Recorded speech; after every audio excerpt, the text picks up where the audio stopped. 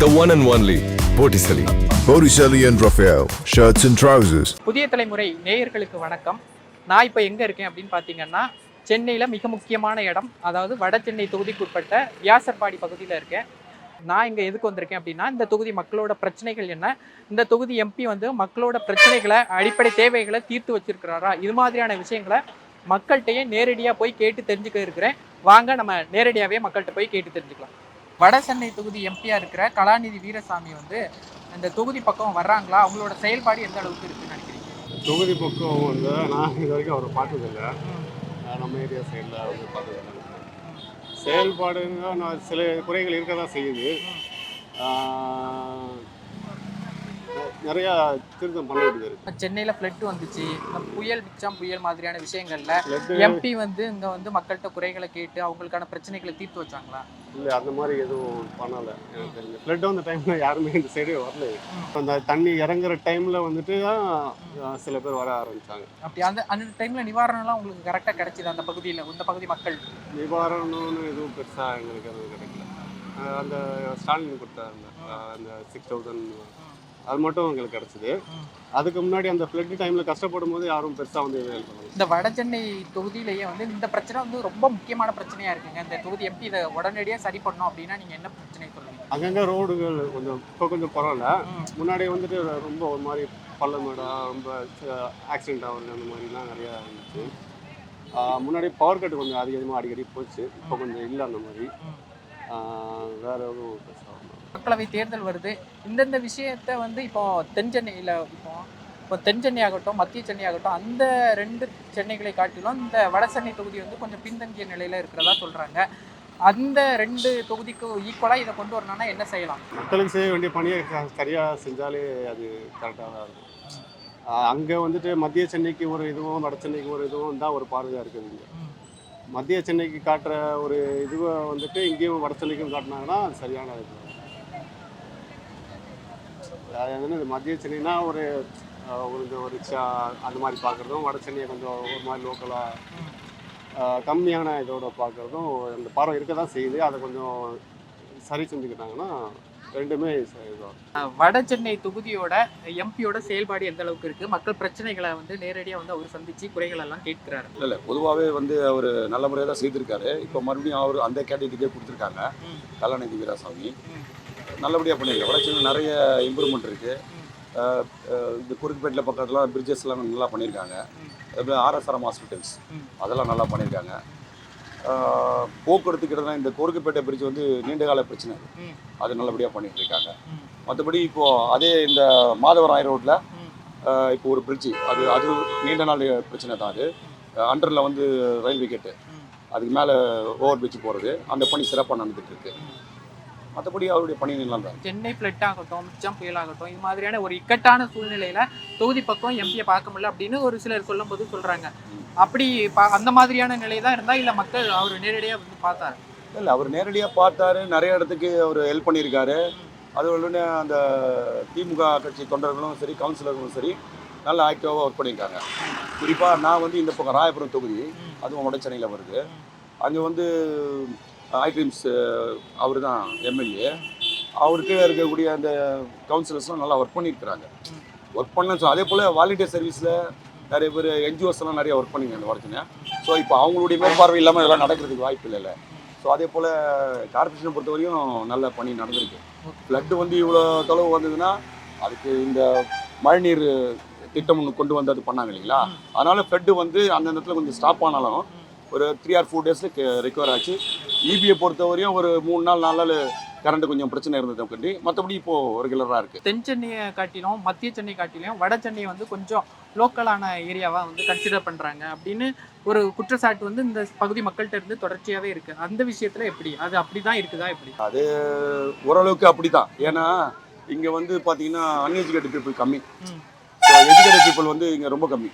Uneducated people நிறைய இருக்காங்க. இங்கே பார்த்தீங்கன்னா எல்லாருமே வந்து உழைப்பாளி வர்க்கத்தை சார்ந்தவங்க தான். எல்லாமே அன்றாட வேலைக்காக வெளியே போகிறவங்க தான். இதில் வந்து கவர்மெண்ட் எம்ப்ளாய்ஸ் கம்மி. ஸோ இவங்களுக்காக அந்த போதிய நாலேஜ் வந்து இல்லாதனால தான் இந்த பிரச்சனைகள் காரணமே. மற்றபடி எம்பியாக இருக்கட்டும் சரி, எம்எல்ஏ இருக்கட்டும் சரி, அங்கங்கே அவங்கவுங்க பணிகள் செய்து தான் இருக்காங்க. குறைகள் வந்து எல்லா இடத்துலையும் இருக்க தான் செய்யும். அது வந்து புரிஞ்சுட்டு இப்போ நம்ம இந்த இடத்துல குப்பை போடக்கூடாதுன்னு சொன்னால் நம்ம எல்லாருமே குப்பை போடாமல் இருக்கிறோமா? யாரோ ஒருத்தவங்க போட்டு தானே ஆகிறோம். அப்படி பண்ணாதானே இந்த கார்பரேஷனுக்கு வேலை. அது போல தான் இங்கே. மற்றபடி வட சென்னை தென் சென்னை அப்படிங்கும்போது தென் சென்னை பார்த்தீங்கன்னா நல்லா எஜுகேட்டட் பீப்புள் இருக்காங்க, இங்கே கொஞ்சம் கம்மி. நம்ம இப்போ வட சென்னை மக்களவை தொகுதியில் நீங்கள் வியாபாரம் பண்ணிட்டு இருக்கீங்க. இந்த மழை புயல் மாதிரியான காலங்கள்லாம் உங்கள் எம்பி வந்து உங்களெல்லாம் சந்திச்சாங்களா? அந்த பகுதி மக்கள் எல்லாம் வந்து பார்த்தாங்களாக்கா? யாருமே பார்க்கல. இவ்வளோ தண்ணியிலே தான் சேரை போட்டுன்னு உக்காந்துருந்தோம். யாருமே ஒரு சோறை போடல, துணியும் கொடுக்கல, ஒன்றுமே கொடுக்கல. முக ஸ்டாலின் தான் 6000 ரூபாய் கொடுத்தாரு. கவர்மெண்ட் கொடுத்தது. அதை தாண்டி வந்து இந்த உடனே வந்து யாருமே கொடுக்கல, யாருமே வந்து பார்க்கல. பள்ளத்தெருவு தான், ஃபர்ஸ்ட் பள்ளத்தெருவு தான், முருகர் கோயில் இருக்குதுல்ல, அந்த சந்தில் தான் தண்ணி, செம்ம தண்ணி. யாருமே வரல. தண்ணியிலே தான் அந்த சாப்பாடு கூட ரொம்ப கஷ்டம். அதுதான் திமுக காரர் வந்து ஒருத்தர் ஓட்டு கேட்க வந்தார். போய் அவனுக்கு ஓட்டை போட மாட்டோம் நாங்கள். நீ மட்டும் கொடியை பிடிச்சின்னு காரில் போவோம், காரில் வருவேன். நாங்கள் மட்டும் உனக்கு ஓட்டை போட்டு நட்டு வரல உட்காரணும். போட முடியாது, தெத்தி விட்டேன். இந்த பகுதியில் என்ன பிரச்சனைனா என்ன பிரச்சனைக்கா இருக்கு? யாரும் வந்து என்ன எதுனோட கேட்க மாட்டாங்கப்பா. அது எது கஷ்டப்பட்டுதோ அது எது சாப்பிடும். அப்போ ஓட்டுக்கு மட்டும் வந்தால் எப்படி போடுவாங்க சொல்லுங்க? திட்டி தானே அனுப்புவோம். அதனால தான் யாருமே வந்து இது எதுவுமே என்ன எதுவும். அரசாங்கம் இந்த பகுதி மக்களுக்கு ஏதாவது செஞ்சா நல்லா இருக்கும் அப்படின்னா ஏதாவது பொதுவான விஷயங்கள்னா என்ன சொல்லுங்க? மழை காலத்துல வந்து ஒரு பாதிக்கப்படுறாங்கன்னா வந்து பார்க்கணும், கொடுக்கணும், ஒரு சோறாச்சு போடணும். அதை கூட எதுவுமே இல்லைன்னா எப்படிதான் மக்கள் வாய்வாங்க? உங்களுக்கு சொகுச்சிக்கு நீங்க வந்து ஓட்டு மட்டும் கேட்டுன்னு கொடியை பிடிச்சின்னு வந்துடுறீங்க. நான் அதை செய்வேன், இதை செய்வேன்னு. அதோட ஓடுறவங்க தான் ரெண்டாவது எங்கே வராங்க. அது எது கஷ்டப்பட்டுது, அது எது சாப்பிடுது. அவ்வளோதான். முக ஸ்டாலின் 1000 ரூபாய் போடுறாரு, 6000 ரூபாய் கொடுத்தாரு. அவ்வளோதான். ஏன் சும்மா சொல்லக்கூடாது. ஏதாவது அவர் கொடுக்குற 1000 ரூபாயில தான் மூக்குத்திக்கு 3000 ரூபாய் கட்டி வச்சுக்கிறேன். 1000 ரூபாய் கட்டி வச்சுக்கிறேன். ஒரு 3000 ரூபாய் பேங்க்லேயே அப்படியே விட்டு வச்சுக்கிறேன். அது ஒன்று செய்கிறாரு, அது பரவாயில்ல. வேறு எந்த கட்சிக்காரும் ஒன்றும் செய்யலை. மோடி கூட ஓட்டு கேட்குறாங்களே, எப்படி போடுவாங்க? அவங்கள தான் சரியான கேட்டு அனுப்பிச்சேன் நேற்று. மோடியில் இந்த ஊரில் வந்து ஓட்டு கேட்டுனா அடி வயல் தான் ஓடிங்க. அப்புறம் இந்த நாடே இந்திக்கார நாடாயிடல. இல்லை, நான் நல்லது பண்ணியிருக்கேன், 10 வருஷத்துல நல்லது பண்ணியிருக்கோம். அவர் என்ன கீச்சுக்கிறாரு? அவர் நாட்டில் தான் கீச்சுக்கிறாரு, இங்கே கீச்சுக்கிறாரு. அவர் நாட்டில் தான் எல்லா ஊருக்கும் எல்லாமே செஞ்சுக்கிறாரு, இங்கே தான் செஞ்சுக்கிறாரு. இருக்கிற பணத்தெல்லாம் வரின்னு எல்லாருக்கிட்டையும் பிடின்னு போகிறாரு. அப்போ என்ன பண்ணுவார்? எங்களுக்கு முக ஸ்டாலின் தான் செஞ்சார், வேற யாரும் செய்யல. நீங்கள் இந்த வியாசர்பாடி பகுதியில் வந்து இந்த வாழை இலை வியாபாரம் பண்ணிட்டு இருக்கீங்க. இந்த தொகுதி எம்பியோட செயல்பாடு எப்படிக்கா இருக்குது? உங்களுக்கு ஆபத்தான நேரங்கள், அதாவது மழை வெள்ளம் இது மாதிரியான பிரச்சனைகள் எல்லாம் நேரடியாக வந்து பார்க்குறாங்களா? அவங்கள பார்க்குறாங்கன்னு சொல்ல முடியாது, பார்க்கலன்னு சொல்ல முடியாது. நம்ம கஷ்டம் நம்மளுக்கு, அவ்வளோதான். நாங்கள் கஷ்டப்படாதான் இன்னைக்கு சாப்பாடு. இவங்க தருவாங்க, அவங்க தருவாங்க. இது வரைக்கும் யாரும் வந்து எங்களை வெள்ளத்துலேயும் பார்க்கல, மாயிலையும் பார்க்கல. நாங்கள் கஷ்டப்பட்டு தான் நாங்கள் சாப்பிட்றோம். அந்த மாதிரி தான். இல்லை, ஒரு இக்கட்டான நேரத்தில் வந்து நம்மளுக்கு உதவணும்னு தான் நம்ம வந்து ஓட்டு போட்டு ஆட்களை தேர்வு பண்ணுறோம். இந்த மழை நீர் வந்து ஒரு 4 நாள் தண்ணி தேங்கி இருந்திருக்கும். அது மாதிரியான நேரங்கள்லாம் வந்து ஏதாவது ஹெல்ப் அந்த மாதிரிலாம் யாரும் வந்து பார்க்கல எங்களை. ஒரு பால் பாக்கெட்டுக்கோ சரி, ஒரு தண்ணிக்கோ சரி, யாரும் வந்து எங்களை இது வரைக்கும் யாரும் பார்க்கல. நாங்கள் தான் ரோட்டில் உட்காந்து கஷ்டப்படுறோம், அவ்வளோதான். ஓட்டு கேட்க தான் வருவாங்களே தவிர மற்றபடி எங்களை வந்து என்ன எதுனே கேட்க மாட்டாங்க. இந்த ஓட்டு சேகரிக்க வாங்க தான் சொல்லி கூப்பிடுவாங்க தவிர ஓட்டு போட்ட பிறகு நீங்கள் எங்கே இருக்கிறீங்க ஏதாவது வந்து கேட்க மாட்டாங்க யாருமே. அந்த மாதிரி இந்த தொகுதி எம்பி கலாநிதி வீரசாமி அப்போ எதுவும் பண்ணல, உங்களுக்கு டைரக்டா எதுவும் பண்ணல? எதுவுமே வந்து எங்களை விசாரிக்கவே இல்லை. நாங்கள் இங்கே தான் இருக்கிறோம், இந்த பிளாட்ஃபார்ம் தான் காணிக்கிறோம். இது வரைக்கும் யாரும் வந்து எங்களை என்ன பண்ணுறீங்க, வியாபாரம் எப்படி இருக்குது அப்படின்னு யாரும் வந்து கேட்கல. பிளாட்ஃபார்த்தை கடை போடாதீங்க, கடை எடுங்க, கடை போடாதீங்க, கடை எடுங்க, எங்கள் டிஸ்டர்பாக இருக்குது. அப்போ என்ன இந்த பழப்பு தான் எங்களுக்கு சாப்பாடு. இப்போ இதுவே இல்லைன்னா நாங்கள் போகிற நிலைமை என்ன? இதையும் நீங்கள் விற்கக்கூடாது, ரோட்டில் கடை போட டிஸ்டர்பாக இருக்குதுன்றீங்க. அப்போ இதுவும் விற்கக்கூடாதுன்னா அப்போ நாங்கள் போகிற நிலைமை என்ன? இது விற்றா தான் எங்களுக்கு இன்னைக்கு நைட்டு சாப்பாடு, என் பசங்க சாப்பாடு, என் படிப்பு கிடிப்பெல்லாம் இதை நம்பி தான் இருக்குது. இதுவும் இல்லைன்னா அப்போ நாங்கள் போகிற நிலைமை என்ன? இது வரைக்கும் யாரும் வந்து உங்கள் படிப்பு, பசங்க படிப்பு தேவைக்கா இல்லை உங்கள் தேவைக்கா யாரும் வந்து எங்களுக்கு வரைக்கும் கேட்கல. இந்த தொகுதியில் வந்து இந்த ஒரு விஷயத்த செஞ்சு கொடுத்தா நல்லா இருக்கும் அப்படின்னு ஏதாவது நீங்கள் பொதுவாக சொல்கிற ஏதாவது விஷயம் இருக்கா? அப்படின்னு என்ன சொல்கிறதுன்னு தெரியலையே. என்னக்கா சொல்லணும்? சொல்லுக்காக்கா. என்ன செஞ்சா இதுவா இருப்பீங்க அப்படின்ட்டு. வீடு இல்லாதவங்களுக்கு வீடு கொடுத்தா நல்லா இருக்கும். வீடு இருக்கிறவங்களுக்கு எழுதி போட கொடுக்குற. இப்போ எதுவுமே இல்லாத ஒரு ப்ரூஃப் இல்லாத இருக்கிறாங்களே, அந்த மாதிரி இதுக்குன்ட்டு அந்த மாதிரி. இந்த வட சென்னை தொகுதியில் உள்ள எம்பியா இருக்கிற கலாநிதி வீரசாமி அவர்கள் வந்து முக்கியமான பல்வேறு பிரச்சனைகள், மக்கள் பிரச்சனைகளை போது வந்து சந்திக்கிறாங்களா? மக்களை சந்திக்கிறாங்கன்னா அந்த பொதுக்கூட்ட மேடைகளாக சந்திக்கிறாங்க. மற்றபடி மாதத்துக்கு ஒரு தடவை வந்து ஒரு தொகுதியில் வந்து அவங்க ஒரு கேம்ப் மாதிரி போட்டு மக்களோட குறைகளை கேட்கலாம். ஏன்னா 5 வருஷத்துக்கு ஒரு எலெக்ஷன் வருது, அந்த டைமில் வராங்க. அவங்க வரும்போது தான் கார்பரேஷன் அதிகாரிகளும் மற்ற எல்லா அதிகாரிகளும் ரோடை க்ளீன் பண்ணுறது அவங்க வரதுக்காண்டி ரெடி பண்ணி வைப்பாங்க. ஆனால் நார்மல் டைமில் அப்படிலாம் இருக்கிறது இல்லை. இந்த வெள்ள மாதிரியான நேரங்கள்ல கூட வரலையா? அவங்க வராங்க, வெள்ள மாதிரி நேரத்தில் வராங்க. ஆனால் சரியான கட்டமைப்பு இருக்கணும். இப்போ உதாரணம் சொல்லணும்னா ஒரு கூவத்தை தூர் வர்றாங்க, அதுக்கு வந்து கவர்மெண்ட் ஃபண்டு தான் போகுது. திருப்பியும் அது அடுத்த வருஷம் நீங்கள் பார்க்கும்போது அதே குப்பை அங்கே இருக்குது, அப்போ திருப்பி மாறுறாங்க, அப்போ டபுள் செலவாகுது. அப்போ இது ஏன் வருது, நம்ம அதுக்கு என்ன, அதுக்கு ஒரு சொல்யூஷன்னா அந்த குப்பை வராமல் இருக்கிறதுக்கு அது மேலே ஏதாவது ஒரு நெட்டு மாதிரி போட்டால் குப்பை மேலே விழுந்துடும். ஒன்ஸ் ஒன் டைம் அந்த நெட்டை மட்டும் ரிமூவ் பண்ணிட்டா முடிஞ்சு போச்சு. அப்போ அந்த கூவம் தண்ணி உங்களுக்கு பிளாக் ஆகுது, ஆட்டோமேட்டிக்காக போயிடும், கொசு பவுண்ட் ஆகாது. ஒரு செலவு தான். இல்லைன்னா வருஷம் அந்த கூவத்தை தூர்வாரணும், அதுக்கு ஒரு செலவு. திருப்பி அடுத்த வருஷம் அதே பிரச்சனை. ஒரு பிரச்சனை வருதுன்னா அது தற்காலிகமாக தீர்க்க பார்க்கணும். அது அடுத்தபடி வராமல் இருக்க என்ன சொல்யூஷன், அதோட ஆணி வேறு இது, அதை கிளியர் பண்ணாலே வட சென்னை வந்து மற்ற சென்னைகளோட டெவலப் ஆகிடும். ஏன்னா இங்கே வந்து நல்லா உழைக்கிற மக்கள் தான், சரியா, படிப்பறிவு இல்லைன்னா நல்லா உழைப்பாங்க. அப்போ இங்கே இருக்கிற மக்களை இவங்க கவர் பண்ணாலே இவங்க ஈஸியாக அழகாக அடுத்தபடி இவங்க ஆட்சியை பிடிச்சிடலாம். ஏன்னா இவங்க வந்து சென்டிமெண்ட்டாக இருக்கிற ஆளுங்க. வட சென்னை மக்கள் வந்து அவங்க கண்ணதுக்கு ஆல்ரெடி போயிட்டு தான் நம்பாலு அப்படின்னு ஓட்டு போட்டுருவாங்க. மற்றவங்க வந்து யோசிப்பாங்க, இவங்களாம் நமக்கு என்ன லாபம் நஷ்டம் நானுங்க அப்படின்னு, நமக்கு ஒரு கஷ்டம்லாம் வந்துடுறாங்கப்பா அப்படி ஓட்டு போடுவோம். விஷயம் ஓகே. பொதுவாக எல்லாரும் சொல்லும் போது வந்து வட சென்னையை வந்து குறிப்பிடும் போது வந்து நீங்கள் இங்கே நான் விசாரித்த வரையிலுமே வந்து கொஞ்சம் படிப்பில் வந்து கொஞ்சம் பெரிய படிப்பறிவு இல்லாத மக்கள் அப்படிங்கிற மாதிரியே பேசுறீங்களே, ஏன் படிக்கிறதுல வந்து ஏன் அவ்வளோ படிப்பறிவு இல்லாத மக்கள்னு சொல்லல, உழைப்பாளி மக்கள் தான் சொன்னேன். உழைப்பாளி மக்கள்ன்றப்போ இப்போ ஓரளவுக்கு எல்லா வீட்லையும் நம்மளுக்கு காலேஜ் படிக்கலாம் போகிறாங்க. ஒரு 15 வருஷம் முன்னா அவங்களுக்கு வந்து டிகிரியே கிடையாது.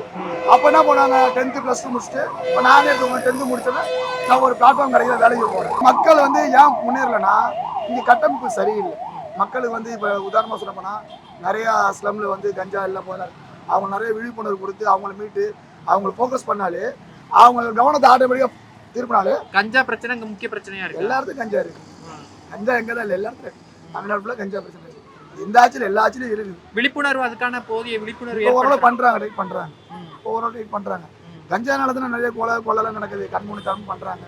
இது அவாய்ட் பண்ணல. இந்த தொகுதியில் முக்கிய பிரச்சனையே என்ன பிரச்சனை? இந்த தொகுதியில் முக்கிய பிரச்சனை மழை நீர் தான். வருஷம் எல்லா கவர்மெண்ட்லேயும் மழை வந்தால் வெள்ளம் வந்துடுது. வந்து பார்க்குறாங்க, எல்லா கட்சிக்காரும் பாகுபாடுலாம் பார்க்குறாங்க. ஆனால் அதோட மூல காரணம் எதுன்னு ஏன் தண்ணி நிற்கிது, அதை அவாய்ட் பண்ணாலே போதுமே. ஒரு வீட்டுக்குள்ளே ஏதாவது பிரச்சனைனா அந்த பிரச்சனை எதனால் வருது பார்த்து அவாய்ட் பண்ணால் அந்த பிரச்சனை வராது. இங்கே ஏன் தண்ணி நிற்குதுன்னா சரியான கட்டை தான் சொன்னேன், கூவத்தெல்லாம் தூர் வர்றாங்க, கரெக்டு தான். ஆனால் அந்த கூவத்தில் குப்பை சேராமல் வந்தாலே ஆட்டோமேட்டிக் தண்ணி போயிட்டே இருக்கும். இங்கே ரோடு ஃபெசிலிட்டி, டிராஃபிக் ஃபெசிலிட்டி, அந்த மாதிரியான சிக்கல் ஏதாவது? வட சென்னை எவ்வளோ பரவாயில்ல, மெட்ரோ ட்ரெயின் கொண்டு வந்துட்டாங்க, நிறைய பிரிட்ஜஸ் வருது, நிறைய பரவாயில்ல. என்ன இன்னும் கொஞ்சம் ஃபோக்கஸ் பண்ணி ரோடெல்லாம் கொஞ்சம் அகலம் பண்ணி இப்படியே பண்ணால் ஓகே. எல்லா இடத்துலையும் டிராஃபிக் இருக்கிறது தானே, வேற ஒன்றும் கிடையாது. பொதுவாக அங்கே மாணவர்கள், அதாவது மாணவர்கள் படிக்கிறதுக்கான காலேஜ் ஃபெசிலிட்டிஸ், இது மாதிரியான விஷயங்கள்லாம் எந்த பிரச்சனையும் இல்லை. அதெல்லாம் நல்லா பண்ணுறாங்க. இந்த கவர்மெண்ட்டும் இப்போ பசங்க நல்லா அதெல்லாம் எதுவும் சொல்ல முடியாது. ஊக்கத்தொகை கொடுக்குறாங்க, படிக்க வைக்கிறாங்க, ஸ்டைபன் கொடுக்குறாங்க, ஃப்ரீ பஸ் பாஸ் கொடுக்குறாங்க, அதெல்லாம் எந்த பிரச்சனையும் இல்லை. முக்கியமான அடிப்படை வசதிகள் அவ்வளோதான். அதில் தான் வட சென்னை பின்தங்கி இருக்கு. படிப்புலையோ இதர விஷயங்களையோ வட சென்னை பின்தங்கி இல்லை. உதாரணத்துக்கு ஒரு மற்ற இடத்துல ஒரு 50,000 60,000 சம்பளம் வாங்குறாங்க. இங்கே இருக்க லேபரே ஒரு 1000 சம்பளம் வாங்குறாங்க. வேலைகள் வேணா வித்தியாசம் பண்ணலாம், ஒயிட் கலர் ஜாப், உழைப்பாளி. மற்றபடி ஊழியன்றதோ அவங்களுக்கு ஈக்குவலாக சம்பாதிக்கிறாங்க. ஆனால் விஷயங்கள் கட்டமைப்பு தான். உழைப்பாளி மக்கள் நிறைஞ்ச பகுதி அப்படின்னு சொல்றாங்க. அவங்களுக்கு ஃபேவரா இந்த ஒரு விஷயத்தை அரசு செஞ்சு கொடுத்தா என்ன அப்படின்னா என்ன சொல்லுவீங்க? வட சென்னை மக்கள் செஞ்சு கொடுத்தா நல்ல சுகாதாரம் செஞ்சு கொடுங்க. பாருங்க, இந்த அப்பார்ட்மெண்ட் ஹவுசிங் போலாம் எப்படி இருக்கு, ஒரு வாட்டி கட்டி கொடுக்குறாங்க, யாரும் விட்டுறாங்க, அதை க்ளீன் பண்ணி கொடுங்க, அவங்களுக்கு ரோடு போட்டு கொடுங்க, அவங்களுக்கு வந்து காட்டுங்க மற்ற இடத்துல எப்படி சுத்தமாக இருக்காங்க, சுகாதாரம் நீங்கள் இப்படி இருக்கீங்க, இதனால தான் கொசு வருது, இதனால நோய் வருது, இதெல்லாம் நீங்கள் காட்டிங்கன்னா புரிஞ்சுக்கிறாங்க, மக்கள் புரிஞ்சுக்கிறாங்க. அவ்வளோதான், இந்த விஷயத்தை கொண்டு போனாலே போதும்.